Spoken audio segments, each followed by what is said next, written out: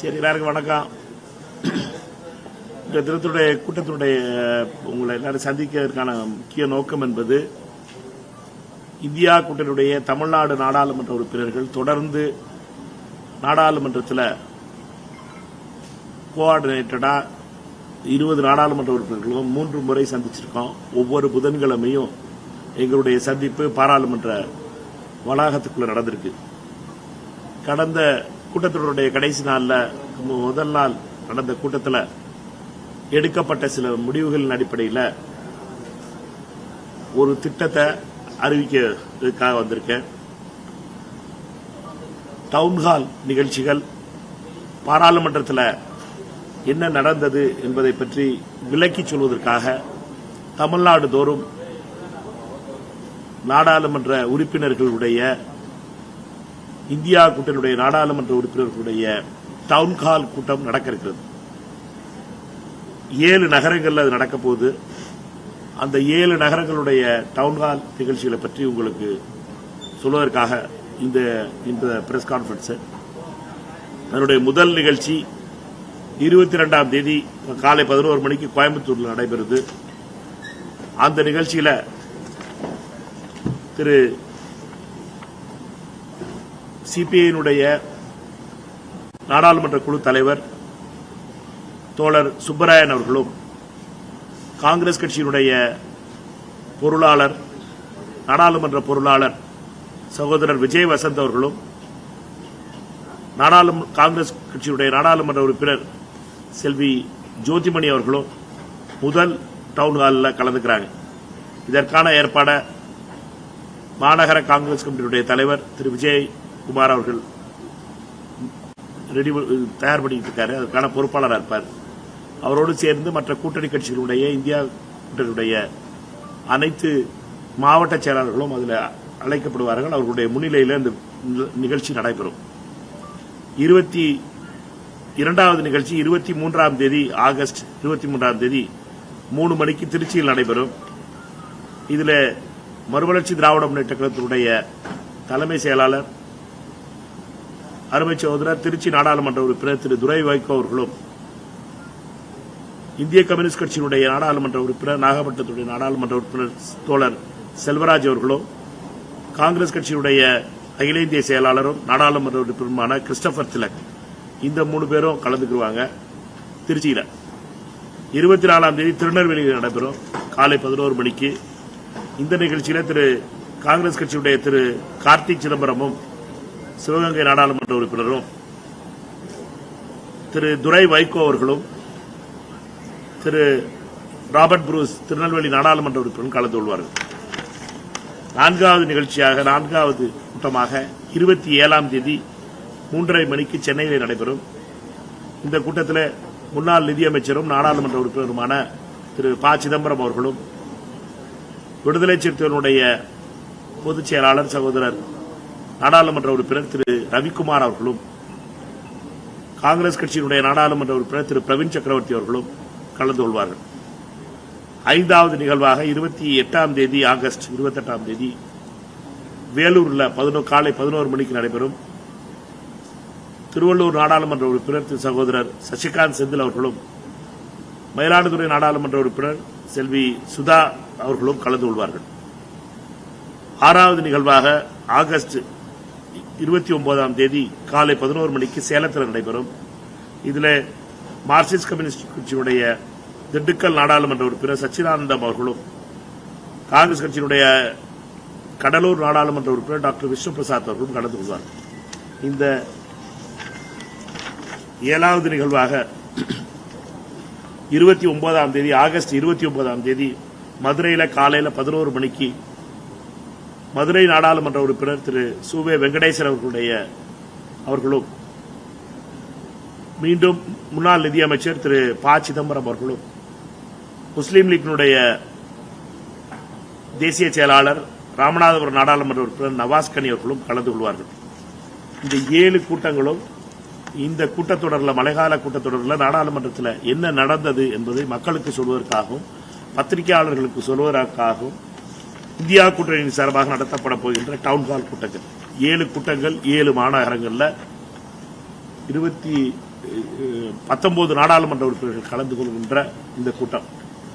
ஒவ்வொரு கூட்டத்திலும் 3 நாடாளுமன்ற உறுப்பினர்கள் கலந்து கொள்வார்கள். 3 நாடாளுமன்ற உறுப்பினர்களுடைய வேற வேற கட்சியிலிருந்து இருக்கின்ற இந்தியா கூட்டணியுடைய நாடாளுமன்ற உறுப்பினர்கள் கலந்து கொள்வார்கள்.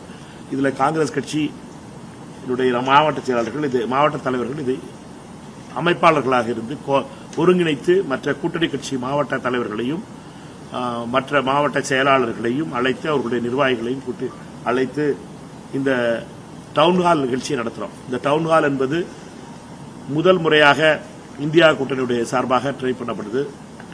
இதனுடைய நோக்கம் என்பது பாராளுமன்றத்தில் 17 நாள் பேச விடாமலும் பாராளுமன்றத்தில் என்ன நடந்தது என்பதனை அமித்ஷாவினுடைய அடாவடித்தனுடைய அடிப்படையிலும் ஓடி ஒளிந்ததனுடைய விளைவாகவும் பாராளுமன்றம் நடத்தப்படாமல் மாநிலங்களுக்கு எதிரான சட்டங்களை குரல் வாக்கெடுப்பிலே நிறைவேற்றியதையும் கண்டித்தும் அதனுடைய சூழ்நிலையை பற்றியும் விளக்குவார்கள் நாடாளுமன்ற உறுப்பினர்கள். பத்திரிகையாளர்கள் அழைக்கப்படுவார்கள். பத்திரிகையாளர்களுடைய கேள்விகளுக்கு நாடாளுமன்ற உறுப்பினர்கள் மூவரும் பதில் சொல்வார்கள். இது மக்கள் நாடாளுமன்றத்தை போல நடைபெறும்.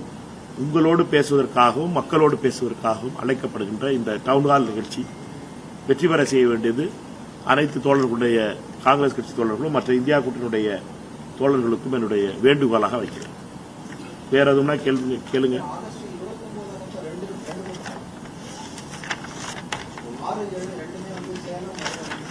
ரெண்டுமே 28 20 ஒரே நாளில் 2 பேரும் வேற வேற இடங்கள்ல.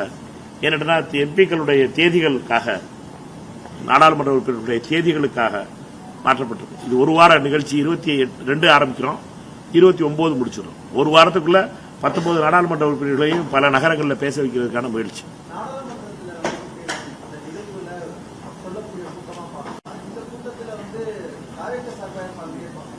நாடாளுமன்ற உறுப்பினர்கள் அவர்களுக்கு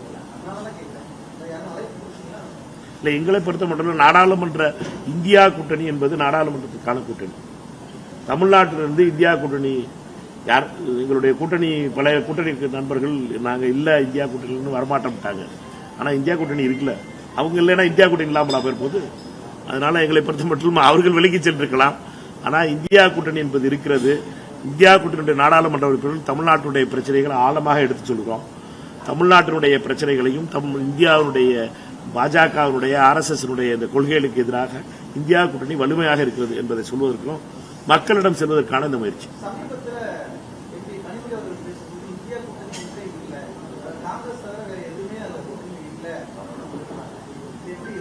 23 கட்சி இருக்கு. தான் இல்லைன்னா கண்ணை மூடிக்கிட்டோம்னா இருட்டாயிருச்சுன்னு யாரோ ஒரு பழமொழி இருக்கு. அது அப்படி கிடையாது. அதை காட்டுற 23 கட்சிகளும் டெய்லி 17 நாள் சந்திச்சிருக்கோம். அதற்கான பத்திரிகையாளர்கள் எல்லாருக்கும் போட்டோ வந்திருக்கும், வீடியோ வந்திருக்கும், பாராளுமன்றத்தை போராடுறது வந்திருக்கும். 27 கட்சிகள் 23 கட்சிகள் ஒன்னா நிக்கிறோம். 3 கட்சிக்கு அந்த கூட்டணியிலிருந்து சைலண்டா வெளியில போயிருக்கு. ஒன்னு கமலஹாசன் அவர்களுடைய கட்சி, இன்னொன்னு தேமுதிக சதீஷ் அல்லது திமுக. இவங்க 3 பேர் தான் அந்த கூட்டத்தில் அட்டன் பண்றது இல்ல. மித்த எல்லாரும் 23 கட்சிகள் அட்டன் பண்ணிட்டு தான் இருக்காங்க. அதனுடைய வெளிப்பாடு தான் டவுன்ஹாலே நடத்துறாங்க.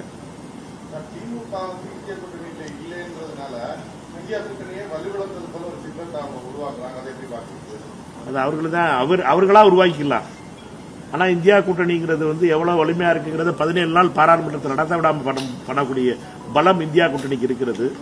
இந்தியா கூட்டணியை பொறுத்த மட்டும் அதனுடைய கொள்கை தான் ரொம்ப முக்கியமானது. அதனுடைய எசன்ஸ் தான் ரொம்ப முக்கியமானது. எதற்காக அமைக்கப்பட்டது இந்தியா கூட்டணி அப்படிங்கிறது ரொம்ப முக்கியமானது. அதுல காம்ப்ரமைஸ் ஆகிட்டு போறது வேற விஷயம். ஆனா இந்தியா கூட்டணி என்பது அமைக்கப்பட்ட பொழுது எதற்காக அமைக்கப்பட்டது என்பது ரொம்ப முக்கியமானது. அது RSS, பாஜக, மோடி, அமித்ஷா இந்த கூட்டணி இந்த கொள்கைக்கு எதிராக அமைக்கப்பட்ட கூட்டணி. அதனால எங்களை பொறுத்த மட்டும் வலுவாக நிற்கிறோம். 23 கட்சிகள் வலுவாக நிற்கிறது.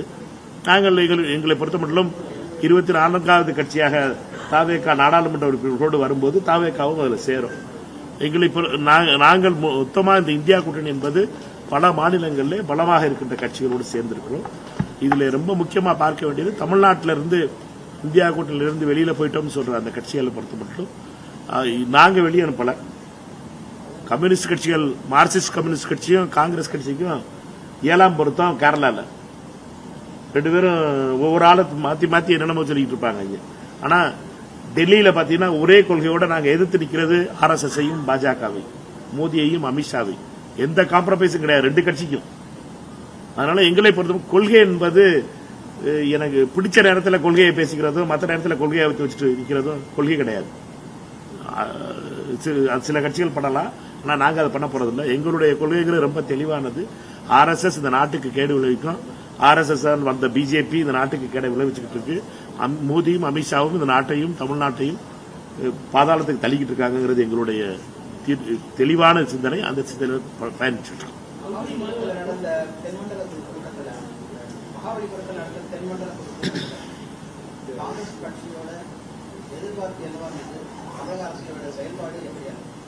எங்களுக்கு ஒரு எதிர்பார்ப்பும் இல்லை. அந்த கூட்டம் வெறும் சம்பிரதாயத்துக்கான கூட்டம். ஒருத்தருக்கு ஒருத்தர் இன்ட்ரோடியூஸ் பண்ணிக்கிறதுக்காகவும் அமித்ஷா முதலாளி மாதிரி நடத்துக்கிறதுக்காகமான கூட்டம். அமித்ஷாவை பொறுத்த மட்டும் இந்த அதிகார தோரணையும் இந்த அடாவடித்தனத்தாலே தான் அவர் கதை ஓடிக்கிட்டு இருக்கு. அவரை பொறுத்த மட்டும் உள்துறை அமைச்சர் தான் முதலமைச்சர் உள்துறை அமைச்சராக தான் கலந்து கொள்கின்ற கூட்டம் என்பதற்காக அது துவக்கப்பட்டது என்பது பல காலங்களுக்கு முன்னால் துவக்கப்பட்டது. சதர்ன் ஸ்டேட்ஸ்குள்ள ஒரு கோஆர்டினேஷன் இருக்கணும். அதுவும் எல்லாமே மேரிடைம் வாட்டர்ஸ் இருக்க ஏரியா. அதனால ரொம்ப அது உள்துறை ரொம்ப சென்சிட்டிவான துறைங்கிற காத்தை உருவாக்கப்பட்டது. ஆனால் திரு அமித்ஷா அவர்களை பொறுத்தமட்டில் அது அரசியல் நோக்கத்தோடு பார்க்கிறார். அவர் கடந்த 2019 பின்னால உள்துறை அமைச்சர் ஆனதுக்கு பின்னாலே இது நடக்கின்ற இது 2வது கூட்டம் நினைக்கிறேன். இதுக்கு முன்னால அதற்கு முன்னாடி நடந்த ஸ்டைலுங்கிறது வேற, இப்ப நடக்கிற ஸ்டைலுங்கிறது வேற.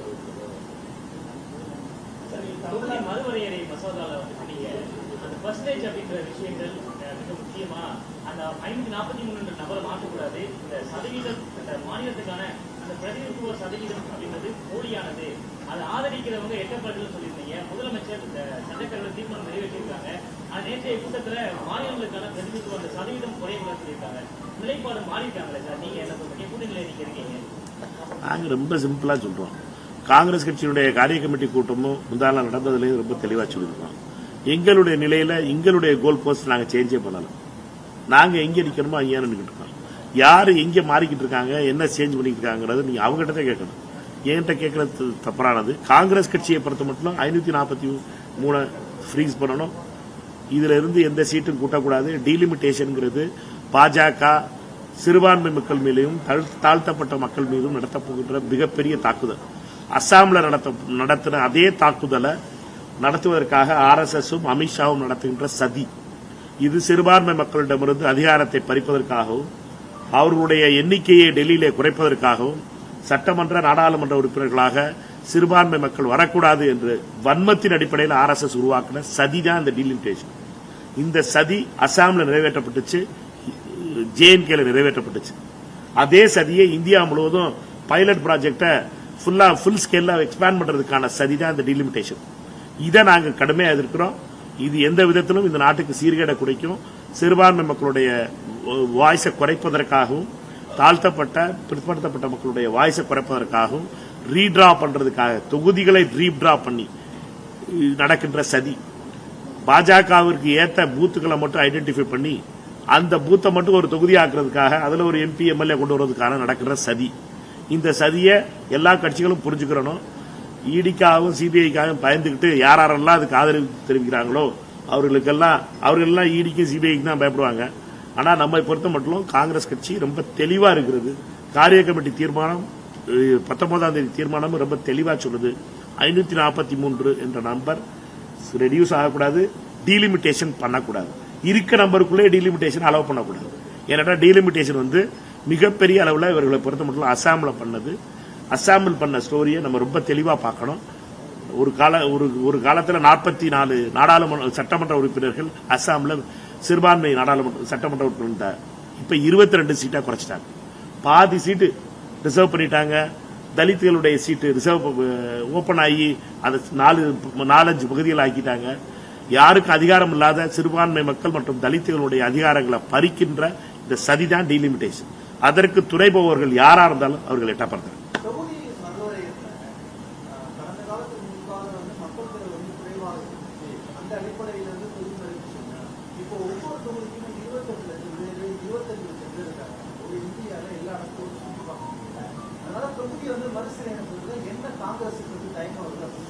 யாரு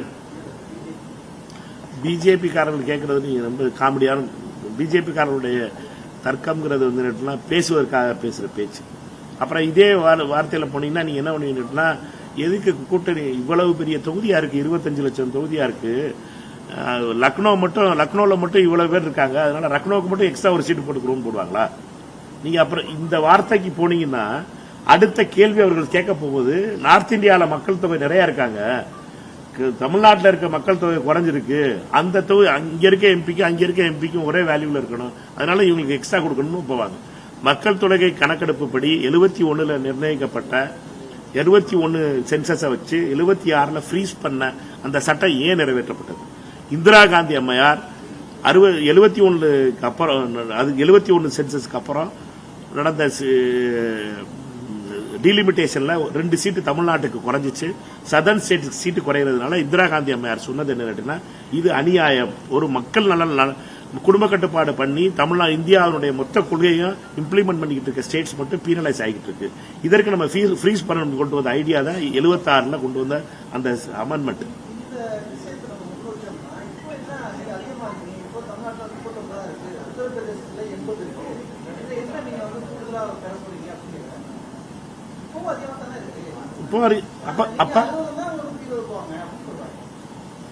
அப்ப கேட்டுக்குவோம், கிரிக்கெட் விளையாடுவீங்களா? கிரிக்கெட்ல இப்ப 40 ரன்ல தோத்துக்கிட்டு இருக்கோம், சரியா? இப்ப 40 ரன்ல தோறு, உங்களுக்கும் அவர்களுக்கும் உள்ள வித்தியாசம் 40 ரன். அப்ப என்ன ரன் 60 ரன் ஆகும். நமக்கு இன்க்ரீஸ் தோக்குறது 60 ரன். முதல்ல 40ல தோத்துக்கிட்டு இருந்தீங்க, அவங்களுக்கு 80 இருந்துச்சு, நீங்க 40 ரன். நீங்க இப்ப உங்களுக்கு 60 ஆகும், அவங்களுக்கு 120 ஆயிடுச்சுல. தோக்குறது எவ்வளவு? 60 ரன். தோக்குறது வந்து முதல்ல 40 ரன்னா இருந்தது, இப்ப 60 ரன் ஆயிடுச்சு. 40 வாக்குகள் 60 வாக்குகள் வித்தியாசமாயிருச்சு. இது என்ன, இது காமெடியா இருக்கு எனக்கு. இந்த பிஜேபி சொல்லி கொடுத்த அந்த சீட்டை வாங்கிட்டு வந்து பேசிக்கிட்டு இருக்காரு அன்புமணி. என்னடா அதே நம்பர் தானே வரும். அக்கா உங்க பேர் என்ன, சௌமியா வேற. 117 பெண்கள் புதுசா நாடாளுமன்ற சட்டமன்றத்துக்கு வந்துருவாங்க தமிழ்நாட்டில். இது என்ன கவுன்சில் சீட்டா பேசிக்கிட்டு இருக்கோம் நம்ம? இது ஒரு லெஜிஸ்லேட்டிவ் பேசிக்கிட்டு இருக்கோம். நீங்க சட்டம் போடுறத பத்தி பேசிக்கிட்டு இருக்கோம். எத்தனை பேர் இருக்கோங்கிறது இல்ல, எந்த சட்டம் போடுறோம்ங்கிறது முக்கியம், எந்த சட்டத்தை பத்தி பேச போறோம்ங்கிறது முக்கியம். எத்தனை பேர் பேசாத நாடாளுமன்றத்துக்கு உறுப்பினர் 223 சட்டமன்ற உறுப்பினர்களையும் பாருங்க, 234 இருப்பாங்க தமிழ்நாட்டில். இதுல 5 வருஷமா பேசாத சட்டமன்ற உறுப்பினர்கள் எத்தனை பேர் பார்த்தீங்கன்னா ஏறக்குறைய 40% இருக்கும். ஏறக்குறைய 40% சட்டமன்ற உறுப்பினர்கள் பேசியிருக்க மாட்டாங்க. நாடாளுமன்றத்திலேயும் இதே கதை தான் ஓடிக்கிட்டு இருந்துச்சு. இப்ப 800 சொச்சம் ஆகிட்டாங்கன்னா அது பெரிய கான்பிடன்ஸ் ஹாலில் உட்காந்து டெய்லி யாரோ ஒரு ஆட்கள் ஓஹேன்னு பேசிட்டு போறாரு நம்ம மோதிஜி, நம்ம எல்லாரும் கேட்டுட்டு கை தட்டிட்டு வந்துட போறோம். இது வந்து ஜனநாயகத்துக்கு எதிரானது. அவ்வளவுதான்.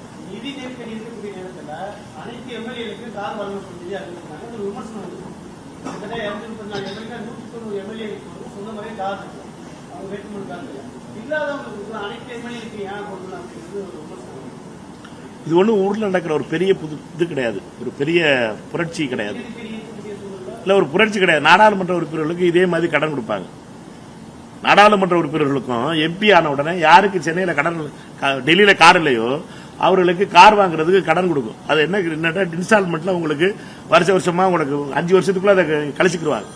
இது என்னன்னு கேட்டீங்கன்னா, கார் இல்லாதவன் கமிஷன் வாங்கி கார் வாங்கிக்கிற கூடாது, கார் இல்லாதவன் எதையாவது ஒன்னு ஃபைனை தூக்கிட்டு போய் டிரான்ஸ்பர் வாங்கிடக்கூடாது, கார் இல்லாதவன் ஆட்டோல வெக்கப்பட்டுக்கிட்டு பெரிய பெரிய காரா வருதுல அதுக்காக வெக்கப்பட்டுக்கிட்டு மணல்காரன்ட்ட காசு வாங்கிடக்கூடாது, டாஸ்மாக் காரன்ட்ட காசு வாங்கிடக்கூடாதுங்கிறதுக்காக அந்த வசதியை பண்ணி கொடுத்துட்டீங்கன்னா அதை பண்ண மாட்டாங்கிறதுக்காக இதையும் நம்ம தப்பு கண்டுபிடிக்க ஆரம்பிச்சிட்டோம்னு வச்சுக்கோங்களேன்.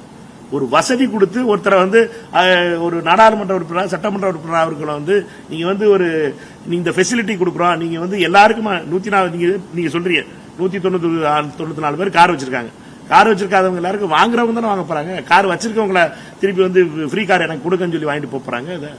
இது ரொம்ப முக்கியமான விஷயம். திரு விஜய் அவர்கள் நாடாளுமன்ற சட்டமன்ற உறுப்பினர் தான். திரு விஜய் அவர்கள் என்ன காரை வாங்க போறாரு? அதுல எங்க விஸ்வநாதன் அவர்கள் வந்து சட்டமன்ற உறுப்பினர், அவர் வந்து காரா வாங்க போறாரு. அவர் கார் இங்க வச்சிருக்காரு, அவர் காரை வாங்கணும். என்ன வந்து அமைச்சருக்கு கார் இருக்கு, சட்டமன்ற உறுப்பினர் எல்லாரும் கொடுக்கீங்கன்னா அமைச்சருக்கு நீங்க சட்டமன்ற நாளைக்கு சட்டமன்ற உறுப்பினர்கள் எத்தனை கார் வச்சிருக்காரு? சட்டமன்ற உறுப்பினர் எங்க திமுக எல்லாம் விதவிதமா கார் வச்சிருக்காங்க எல்லாரும். கார் நிக்கிறதுக்கு இடம் இல்லாம இருக்காது, வீடு கூட எல்லாம் பாத்துறேன்.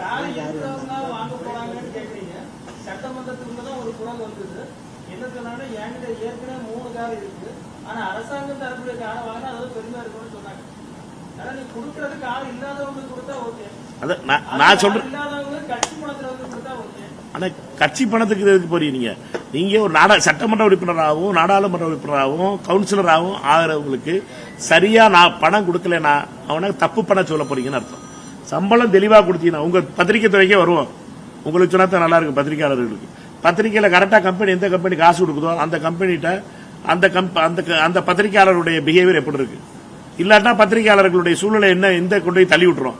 நீங்க தப்பு பண்ணாம இருக்கிறதுக்காக அந்த கம்பெனி கொடுக்கணும்ல. அது மாதிரி தான் அரசாங்கம் மக்கள் பிரதிநிதிகள் அவங்க எம்எல்ஏவாகவும் எம்பியாவும் கவுன்சிலராகவும் இருக்கவங்கள தப்பு பண்ண ஏன் தள்ளணும்? நேர்மையா இருக்க நேர்மை, லஞ்சம் வாங்கக்கூடாது, லஞ்சம் தவிர நெஞ்சம் நிமிர் நாங்க கேம்பெயின் நடத்திக்கிட்டுறோம்.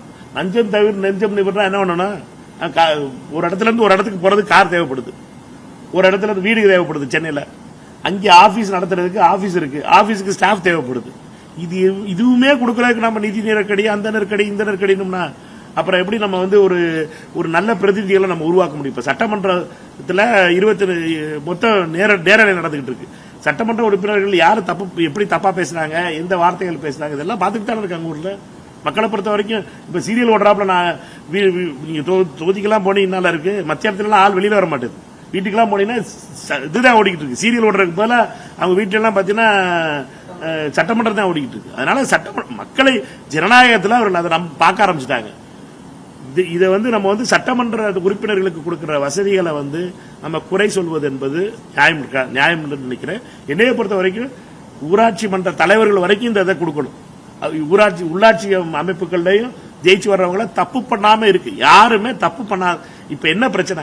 நீங்க ஒருத்தர் வந்து தப்பு பண்ணாம வர முடியாது, இருக்க முடியாது அப்படின்னு ஒரு சூழ்நிலை வச்சிருக்கீங்க. நீங்க அதை மாத்தணும்னா உங்களுக்கு ஃபெசிலிட்டியை கொடுத்தீங்கன்னா தானே அவர் கேள்வி கேட்க முடியும். நீங்க வந்து இது வந்து தப்பு ரைட்டுன்னு. இப்ப எம்பிக்களுக்கு 36 பிளைட் டிக்கெட் ஃப்ரீயா கொடுக்குறாங்க. இதை கேட்பியா, எதுக்கு நாம எம்பிக்கள் பிளைட் டிக்கெட் கொடுக்கணும்? எம்பிக்கள் தான் ட்ரெயின் வச்சிருக்கோம்ல, ட்ரெயின்ல போயிட்டு விட்டோம்னா அப்படி முடியாது. போன இப்ப ட்ரெயினுக்கு போனா என்னைக்கு போயிட்டு வருது? என்னைக்கு 2 நாள் இருந்து டெல்லிக்கு போயிட்டு வருது, 2 நாள் போக 2 நாள் வர. 36 சீட்டு ஏன் கொடுக்குறீன்னு கேட்டீங்கன்னா, எதுக்குடா எம்பிக்களுடைய டிக்கெட் கொடுக்குறீன்னு கேட்டீங்கன்னா இது எந்த விதத்துல நியாயம்? எம்பினா கூட்டம் நடந்தா டெல்லிக்கு போய்தான் ஆகணும், வரத்தான் செய்யணும். இதற்குள்ள டிக்கெட் கொடுக்கறதுக்கு நம்ம கேள்வி கேட்கறோம். இவ்வளவு பெரிய வளர்ந்த நாடு நாங்க, சூப்பர் என்னது வல்லரசு ஆயிருவோம் நாங்க. தமிழ்நாடு வந்து என்னது ஏதோ ஒரு தமிழ்நாடுல வெற்றி நடைபெறுதுன்னு ஒரு தமிழ்நாடு, அடுத்து ஒரு தமிழ்நாடு இருந்துச்சு.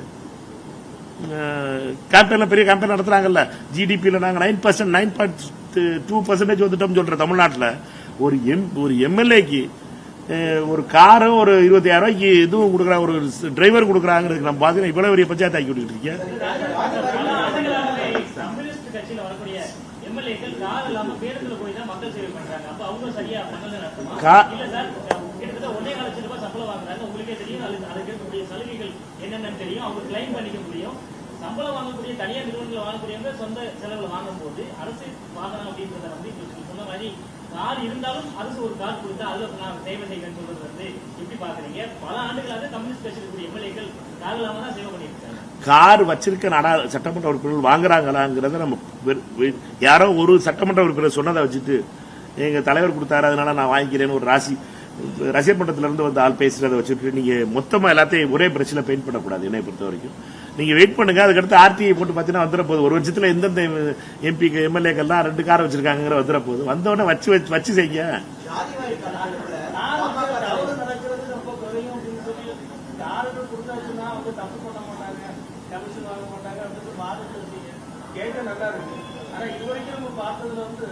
கிட்டத்தட்ட 190 கார் 5 கார் 10 கார் பல லட்சம் கமிஷன் வாங்கியிருக்காங்க, பல வழக்குகளையும் செய்யிருக்காங்க. ஆனா காரை கொடுத்து தப்பு பண்றது தடுக்க முடியுமா? காரை சொல்லணும். நான் சொல்றது ரொம்ப சிம்பிளானது. அவர்களுக்கு தேவையான வசதிகளை செஞ்சு கொடுக்கணுங்கிற மக்கள் பிரதிநிதியாக இருக்கவங்களுக்கு தேவையான வசதிகளை செஞ்சு கொடுத்தீங்கன்னா தான் அவர்கள் தப்பு செய்ய மாட்டாங்க. அவர்களை தப்பு செய்யறதுக்கு தள்ளி விட்டுறாதீங்க. நீங்க அவர்களுக்கு வந்து காசு இல்ல, நான் போறதுக்கு எனக்கு டிக்கெட் கொடுக்க மாட்டாங்க, அதுக்கு யாராவது அண்ணனை கூப்பிட்டு செட் பண்ணி டிக்கெட் வாங்க வைக்கணும், அப்புறம் எனக்கு அங்கே தங்குறதுக்கு இடம் இருக்காது, சென்னைக்கு போனா அதுக்கு அண்ணன்ட்ட சொல்லி ஹோட்டல் ரூம் போட சொல்லணும். இப்படி ஆரம்பிச்சோம்னா சட்டமன்ற உறுப்பினர்கள் பார்த்தீங்கன்னா வெறும் பேப்பரை வாங்கிட்டோம், வெறும் வேற ஏதாச்சும் ஒரு புரோக்கர் வேலை பார்த்துக்கிட்டே இருப்பாங்க. நீங்க அந்த வேலையெல்லாம் பார்க்க விடாம ஆக்கணும்னா அவங்க மக்கள் பிரச்சனைகளை பத்தி பேசக்கூடியவர்களா முழு நாள் சட்டமன்றத்தை நடத்திக்கிட்டு இருந்தீங்கன்னா நீங்க மக்கள் பிரச்சனையை பேசுறவங்களா அவங்கள வைக்கணும்னா மினிமம் வசதியா செஞ்சு கொடுக்கணுமா வேணாமா?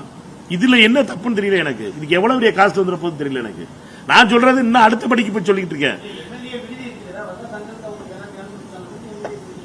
எம்எல்ஏ விடுதி அதான் முதல் அடி. இப்ப நீங்க வந்து எம்எல்ஏ விடுதி ஏன் கொடுத்தேன்னு கேட்கணும். நீங்க கேட்கணுங்கிற இந்த வாதம் வச்சிருந்தீங்கன்னா 600 கோடி ரூபாய் செலவழிச்சு ஏன்ப்பா விடுதி கட்டினீங்க? எம்எல்ஏகளா அவங்க ட்ரிப்ளிகன் மேன்ஷன்ல தங்க வேண்டியதானா அப்படின்னு கேட்டீங்கன்னா நியாயம் இருக்கு. நீங்க அதை கட்ட விட்டிய வீடு கொடுக்க வச்சுட்டிய.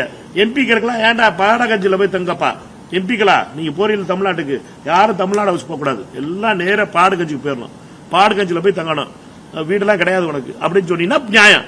இங்க ஒரு எம்எல்ஏக்கு அப்புறம் ஜெயிச்சுட்டு வந்திருக்கான் வந்து கேட்கறாங்க என்னன்னா இங்க கடன் கொடுங்க, இல்ல எங்களுக்கு கார் வசதி இல்ல அது கொடுங்கன்னு தமிழக அரசு ஒரு ஸ்கீம் இருக்கு. அதுக்கு பாத்தீங்கன்னா இல்லாத வில்லத்தனது மாதிரி நம்ம உருவாக்குறது நியாயம் இல்லாத என்னை பொறுத்தவரை. நான் இன்னொன்னு சொல்லுவேன், கவுன்சிலருக்கே நீங்க வசதி செஞ்சு கொடுக்கணும். கவுன்சிலர் நேர்மையான கவுன்சிலர் யார் வர விரும்புறான்? இப்ப எல்லாம் கட்டி வாங்குறது காரணம் என்ன? அவன் செலவு பண்ணுதுங்கிறான். எனக்கு காசு இல்லைங்க, டெய்லி அவன் டீ வாங்கி கொடுக்க சொல்றான், அவனுக்கு கொடி கட்ட சொல்றீங்க, வந்தா அது பண்ண சொல்றீங்க, இது பண்ணி இதனால கரப்ஷன் நடக்குது. இதை குறைக்கணும்னா நீங்க அவனுக்குள்ள வருஷத்தையே கொடுக்கலன்னா என்ன வச்சுட்டு யாரும் தப்பானவர்கள் யாரும் கிடையாது. ஆனா தப்பு செய்யறதுக்கு நம்ம சிஸ்டம் தள்ளக்கூடாது. அதற்கான உள்ள சிஸ்டத்தை உருவாக்குற ரொம்ப முக்கியம் நினைக்கிறேன். அவர் 12ஆம் தேதி சொல்லியிருந்தாரு, நான் 9ஆம் தேதி பிரதமருக்கு கடிதம் எழுதிட்டேன். சரியா? ஆகஸ்ட் 9ஆம் தேதி நான் பிரதமருக்கு கடிதம் எழுதிட்டேன். அவரோடது என்னன்னா அவர் யாருக்கு எழுதுறாரு, யாருக்கு எழுதணுமோ அவருக்கு எழுத மாட்டாரு, எல்லா எம்பிக்களுக்கு எழுதியிருக்காரு. எழுத வேண்டியது பிரதமருக்கு, எழுத வேண்டியது அமித்ஷாவுக்கு, அவங்க தான் அந்த லிஸ்ட் கொடுக்கணும். 12ஆம் தேதி கடிதம் எழுதி எல்லா எம்பிக்களுக்கு அனுப்பிட்டு இருக்காரு. கேள்வி என்ன நான் அன்புமணிட்ட கேட்கறதே தான், உண்மையிலேயே நீங்க நேர்மையா இந்த ஓபிசி கணக்கெடுக்கணும்னு நினைச்சீங்கன்னா டிராப் டவுன் லிஸ்ட் கொடுக்க சொல்லுங்க. இன்னும் ட்ரைனிங் நடக்க ஆரம்பிச்சிருக்கு. இப்பதான் ட்ரைனிங் நடக்க ஆரம்பிக்குது. எல்லாமே ஆப்ல கொடுக்க போறாங்க. இப்ப ஆப்ல தான் அது ஃபர்ஸ்ட் கவுண்ட் நடந்துகிட்டு இருக்கு. 2வது கவுண்ட்டுக்கு தான் அவங்க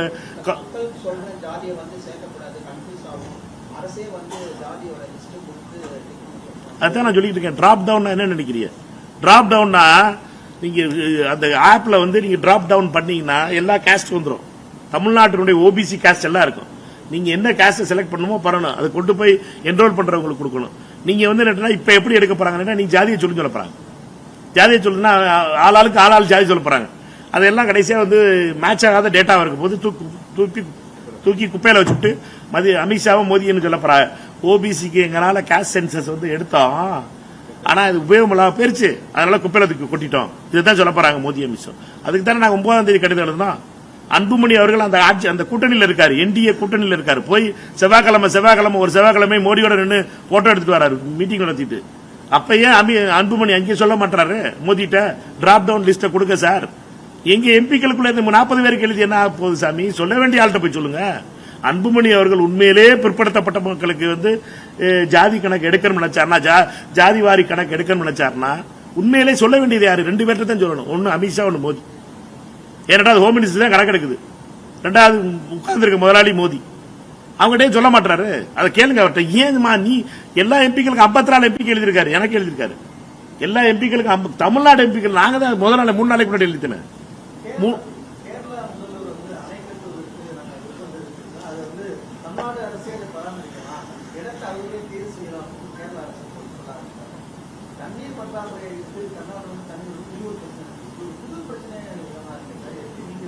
இல்ல இது எப்பவுமே கேரளா அரசியல்வாதிகள் பண்றது. இது ஒன்னும் பெருசா சதீஷன் மட்டும் கண்டுபிடிச்சிட்டு வரல. இது கேரளா இது எல்லாமே முல்லை பெரியாரை பொறுத்த வரைக்கும் நீங்க சுப்ரீம் கோர்ட் ஆர்டர் ரொம்ப தெளிவா சொல்லுது. டேம் சேஃபா இருக்க பென்குயின் கட்டின டேம்ஸ் சேஃபா இருக்கு. புது டேம் கட்ட வேண்டியதில்லை. இந்த டேம்லயும் வேற எதுவும் பிரச்சனை இல்லைங்கிறது. ஆனா கேரளா அரசியல்வாதிகள் கீழே அந்த இடுக்கி மாவட்டத்தில் நடந்த கேம்பெயினுடைய விளைவா ஒரு டேம்னு ஒரு படம் வேற வந்துச்சு, பாத்தீங்களான்னு தெரியல. இங்க தமிழ்நாட்டில் பேன் பண்ணிருந்தோம், கேரளாவில் அந்த படம் ஓடிச்சு. ஒரு டேம் இடிஞ்சு விடுறதுனால ஊரெல்லாம் அடிச்சுட்டு போய் போன கதை மாதிரி இந்த பிரச்சாரம் வந்து அங்க வந்து ரொம்ப பலமா இருக்குது. இடுக்கி டிஸ்ட்ரிக்ட்ல, இடுக்கியும் கோட்டம் டிஸ்ட்ரிக்ட்லயும் இது ரொம்ப பெரிய பலமான ஒரு பிரச்சாரம்.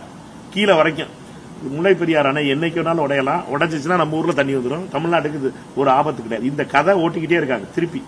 இதனால அரசியல் அவங்க கேரளா அரசியல் வந்து சொல்றது என்னன்னா, நீங்க புதுசா டேம் கட்டிக்கிறீங்க அப்படிங்கிறது. நம்மை பொறுத்த மட்டும் உயர்நீதிமன்ற கேரளா அரசை எப்படி மதிக்கிறோமோ அதே மாதிரி உயர்நீதிமன்றம் கேரளாவும் தமிழ்நாடும் உயர்நீதிமன்ற தீர்ப்பை மதிக்கும். உயர்நீதிமன்ற தீர்ப்பு என்ன சொல்லுது? டேம் சேஃபா இருக்கு, டேம் கட்ட வேண்டிய அவசியம் இல்லை, தண்ணியை தமிழ்நாட்டுக்கு வேண்டிய தண்ணியை கூட்டி கொடுக்கணும், அணையினுடைய ஹைட்டை உயர்த்துறதை கேட்டீங்கன்னா, அணையினுடைய ஹைட்டை உயர்த்துறதை கேட்டீங்கன்னா அவர் சொல்ற பதில் என்னவா இருக்கும் கேட்டீங்கன்னா, புதுசா டேம் கட்டுவோங்கிறது. இந்த டிராப்ல நம்ம விழுந்துடக்கூடாது. கர்நாடகா இருக்கட்டும், கேரளா இருக்கட்டும், ரெண்டு இடத்துலயும் வந்து காங்கிரஸ் இணக்கமா வந்து காங்கிரஸ் இருக்கு. ராகுல் காந்தி நேரடியா தலையிட்டா இது ஒரு முடிவு எடுக்கப்படும் அப்படின்னு ராகுல் காந்தி பிரதமர் ஆன உடனே இந்த பிரச்சனைகளுக்கு முடிவு விட்டுலாம்.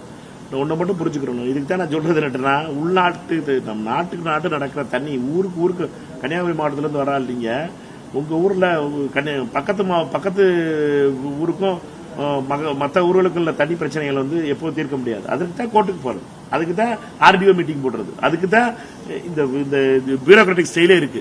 நம்மை பொறுத்த மட்டும் இந்த பிரச்சனைகள்லாம் தீரணும்னா சுப்ரீம் கோர்ட் ஆர்டரை இம்ப்ளிமெண்ட் பண்ற மைண்ட் செட்டுக்கு சீஃப் மினிஸ்டர்ஸ் வரணும். தண்ணிங்கிறது ஒரு பெரிய பிரச்சனை. ஏன்னா தண்ணிங்கிறது நம்மளுடைய மக்கள் தொகை கூடிக்கிட்டே இருக்கிறதுனால தண்ணீருடைய தேவை கூடிக்கிட்டே இருக்கு. அதனால எப்பவுமே இருக்கத்தான் போகுது. தண்ணீர் பிரச்சனை எல்லாம் முடிஞ்சிருக்கும். நியாயமா நடக்க வேண்டியதை செய்யணும். தமிழ்நாடு அரசை பொறுத்த மட்டும் நீதிமன்றத்தையும் நீதிமன்றத்தில் வாதாடி அதற்கான தீர்ப்புகளை வாங்கி வச்சிருக்கோம்.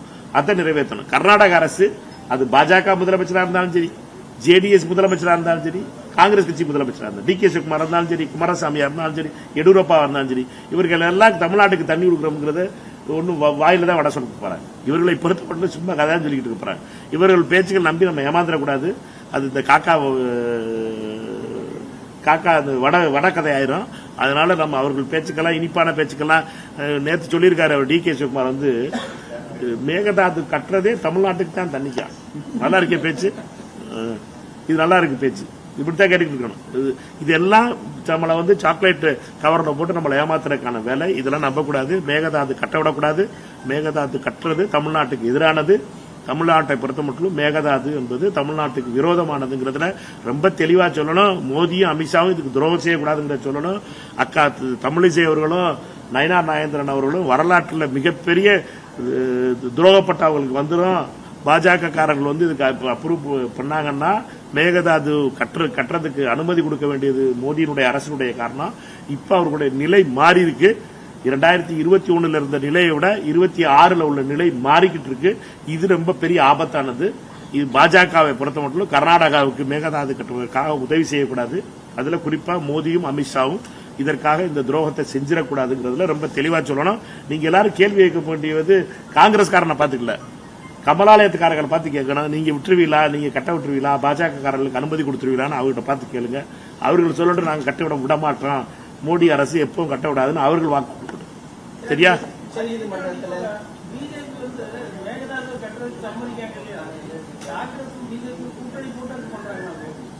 காங்கிரஸுக்கும் பிஜேபிக்கும் வேலையே இல்லைனாச்சு. அங்க வேலையே வெறும் கர்நாடகாவுக்கும் தமிழ்நாட்டுக்கும். இங்க ஒண்ணு நான் ஒண்ணு எங்க அண்ணன் நயினார் நாகேந்திரன் ஒண்ணு நான் ஒண்ணு அவர் வந்து மேகதாது கட்ட விட்டுருவாருன்னு சொல்லல. நான் சொல்றேன் என்னன்னா, டெல்லியில இருக்க பாஜக காரர்கள் அமித்ஷாவும் மோடியும் கட்ட விட்டுருவாங்க. அதுக்கு இவர் எதிர்ப்பு சொல்லலைன்னா அமைதியா இருந்தீங்கன்னா கட்ட விட்டுருவாங்க. அதுதான் சொல்றேன். நயினார் நாகேந்திரன் அண்ணன் வந்து தமிழ்நாட்டுக்கு துரோகம் செய்ய மாட்டார் நான் நம்புறேன். அவர் போய் சொல்ல வேண்டியது என்னன்னா, நீங்க கட்ட விட்டுறக்கூடாது, நீங்க கட்ட விட்டுட்டீங்கன்னா பிஜேபி காரன் எல்லாத்தையும் தமிழ்நாட்டில் விலகவே மாட்டோம். பிஜேபி முதல்ல ரொம்ப ஓஹோன்னு இருக்கு, அதனால இருக்கிறது முடிஞ்சு போயிடும், இருக்க ஒத்த எம்எல்ஏ தோத்து போயிடும். அப்பல அதனால பார்த்துருக்கணும், பிஜேபி கொடியே இருக்காது. அப்புறம் பாத்தீங்கன்னா தமிழ்நாட்டில் ரொம்ப பிரச்சனை ஆயிரும். இவர் போய் சொல்லணும், எங்க அக்கா தமிழிசை போய் சொல்லணும். அண்ணாமலை தான் வேற ட்ரெஸ் போட்டு நிக்கிறாரு, இப்ப வேற வேடம் போட்டு நிக்கிறாரு. அதனால அவர்கிட்ட சொல்ல முடியாது நம்மளால. சரியா? நன்றி, வணக்கம்.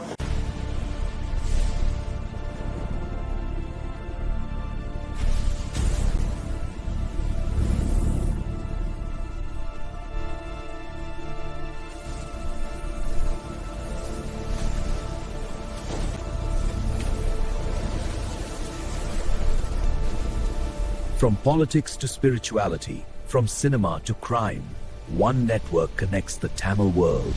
This is UTamil.